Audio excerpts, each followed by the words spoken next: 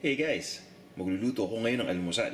At para sa akin, isa itong all-in-one na dish. At ang tawag ko dito ay Special Longganisa Fried Rice. Ito yung mga ingredients na gagamitin natin para sa recipe na to. Gagamit tayo dito ng rice. Ang gamit ko dito yung luto na kanin na lamig. Ng longganisa, tinanggal ko lang ito sa casing. Green peas at carrots. Butter at itlog. Gagamit din tayo dito ng mantika, ng salt, at ng ground black pepper. Umpisa na natin. I-prepare muna natin yung itlog. Ang gagawin ko yung magkakrak lang ako ng itlog at ilalagay ko dito sa bowl. So, ito yung itlog natin na gagamitan. Gagamit tayo ng 2 pirasong itlog dito.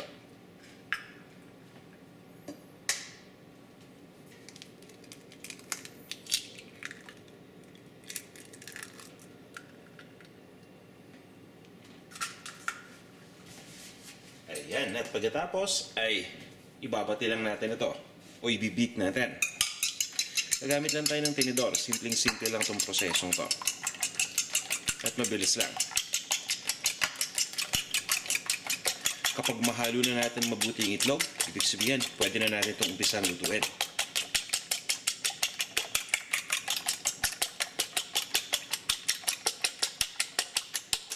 Sa puntong ito, pwede na to. Mag-init lang ako ng mantika sa isang lutuan. Iinitin ko lang itong cooking pan at lalagyan na natin ito kagad ng mantika. Ang gagawin natin ngayon ay lulutuin natin yung itlog dito. So papainitin lang natin itong mantika. Habang ginagawa natin yon, sisiguraduhin ko lang na lalagyan na ng mantika itong ating lutuan. Hihintayin lang natin hanggang uminit itong mantika. At pagkatapos, ilalagay ko na dito yung itlog na nabit natin ngayon. At lulutuin lang natin ito ng mabilis lang.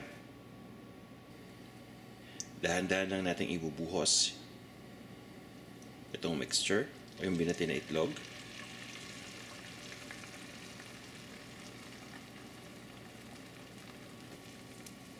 Aantayin lang natin na maluto yung isang side. Pagkatapos yung kabilang side naman yung lulutuin natin. Pagdating sa itlog, alam naman natin na napakabilis lang itong maluto. So dapat bantayan natin mabuti nang sa ganon, hindi natin ito masunog.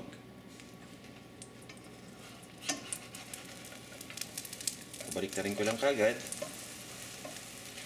para yung kabilang side naman yung niluluto na natin.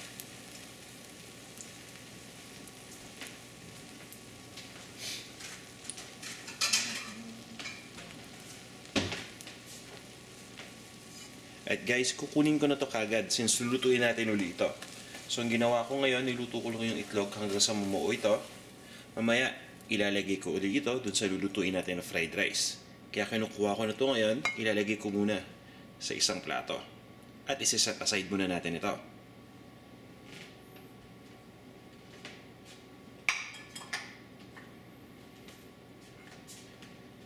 So ang gagawin ko ngayon, magdadagdag lang ako ng mantika. Papabayaan ko lang uminit ito. At pagkatapos ay ilalagay na natin yung ating longganisa. Sa puntong ito, tamang-tama lang yung init ng mantika natin para sa longganisa. Gaya ng nabanggit ko kanina, itong longganisa, tinanggal ko lang ito sa casing. Kaya ganito ng itsura. Parang giniling lang na baboy ang dating ito kapag tinanggal natin doon sa kanyang casing o doon sa lalagyan. So ilalagay na natin yung longganisa dito at papabayaan lang natin itong maluto. So ang gagawin natin guys ay lulutuin natin itong longganisa ng tuluyan. At pagkatapos nito, saan natin ilalagay yung ibang mga ingredients pa.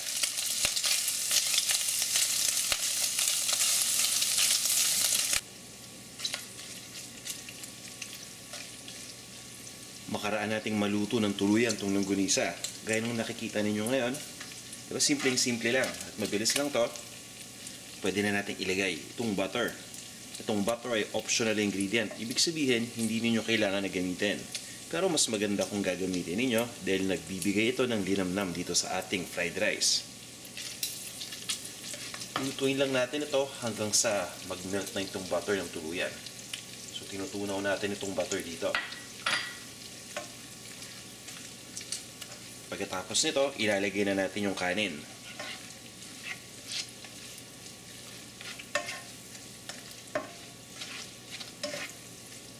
Ayan, halos tunaw na yung butter. Since mainit tong ating lutuan, sandali lang, tunaw agad yung butter. So, ang gagawin natin ngayon ay ihahalo na natin dito yung ating kanin. Ito yung kanin na luto na. At ang gamit ko dito, yung tinatawag nating kaning lamig o yung leftover rice. Ihalo lang natin itong kaning lamig dito sa ating longganisa na may butter.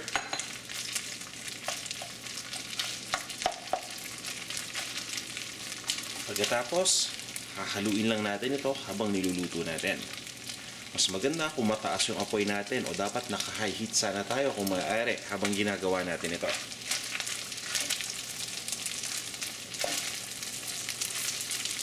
So usually yung ginagawa ko dito galing sa ilalim,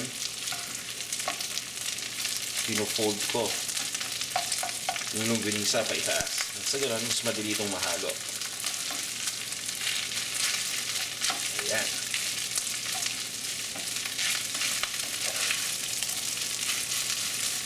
Lutuin lang natin ito ng ilang minuto hanggang sa mapansin na natin na nahalo na mabuting longganisa dito at nang naluto na rin yung kanin dito sa mantika at sa butter ng longganisa.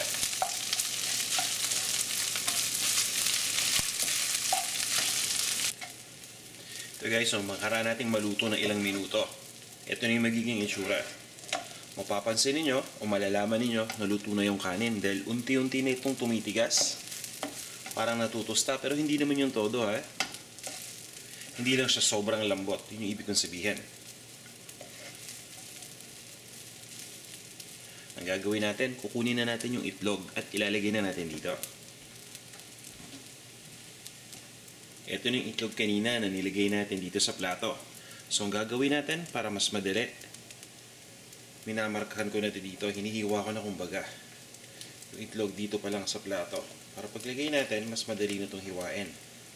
At ang gamit kong panghiwa, yung spatula lang na ginagamit natin sa pagluto. Ayan. Alright. Simple lang, no? Then ilalagay na natin dito. At pagdating dito sa lutuan, saka naman natin gagawin yung parehong method. Para lang mahiwala yung itlog. At mahiwa ito ng maliliit na peraso. Nang sa ganon ay may i-distribute ito dito sa ating longganisa fried rice.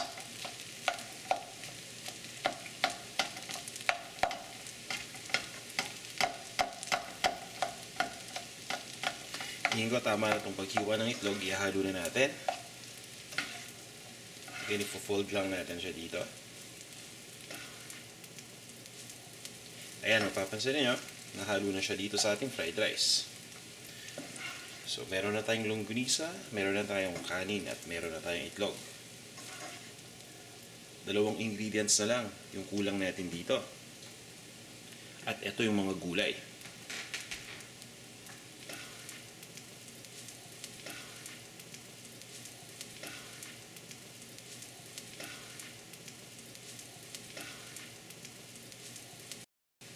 Kung hindi ito available dyan sa grocery, kung nasan man kayo, pwede naman tayong gumawa ng sariwa nito. Ihiwain lang natin yung carrots ng maliliit na cubes. At yung green beans naman, kung may makuha ko yung frozen, mas maganda. Kung hindi naman frozen, pwede na rin yun. Yung delata. Ang gagawin natin, kung maaari ay tatanggalin lang natin at yung tubig na tatanggalin natin sa lata at i-drain lang natin ng matagal. Para sigurado tayo na hindi na ito basa. Tutuloy ko lang yung pagluto. Ilang minuto. At pagkatapos, ang pinakahuling ingredient dito yung seasoning na lang. Salt at ground black pepper. Ilalagay natin yun maya-maya. Ayan guys, pagkatapos ng ilang minuto, ready na to. Ilalagay ko na lang yung salt at yung ground black pepper. Ito yung finale natin o finale natin.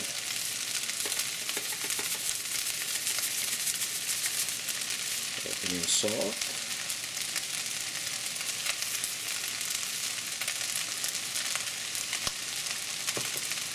At maglalagay lang ako ng konting-konting ground black pepper. Ayan. Hahaluin lang natin ito mabuti pa. At once na mahalo na natin mabuti, ililipat ko lang ito sa isang serving plate. At ready na tayo para i-enjoy at tikman itong ating special longganisa fried rice.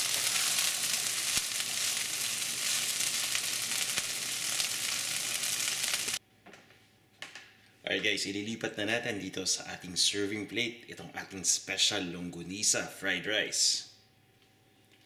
Dahan-dahan lang natin siyang ililipat dito. At kitang-kita nyo, di ba? Ang ganda ng kulay. Yung pagsama-sama ng ibang kulay dito, lalong nagpapatingka dito sa ating fried rice. Lalo ito nagmumukhang appetizing.